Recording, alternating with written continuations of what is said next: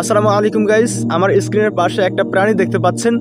যেই প্রাণীটা দেখার পরে শরীর শিউরে ওঠার মতো একটা অবস্থা। অনেক ভয়ঙ্কর একটা প্রাণী। আপনি কি জানেন এই প্রাণীটার কাজ কি? এই প্রাণীটাকে মূলত সচরাচর দেখা যায় না, কারণ এই প্রাণীটা সবসময় মাটির নিচে থাকে, কবরস্থানের আশেপাশে থাকে। কবরস্থানের আশেপাশে থেকে কি করে জানেন? আমার আপনার এই সুন্দর দেহটা যখন লাশে পরিণত হয়, সেই লাশটাকে টুকরো টুকরো করে খেয়ে ফেলে। হ্যাঁ, মৃত্যুর পরে আমাদের এই শরীরটা, এই অহংকারে ভরা শরীরটা এই ধরনের ভয়ঙ্কর প্রাণী পোকা বিচ্ছুতে খেয়ে ফেলে।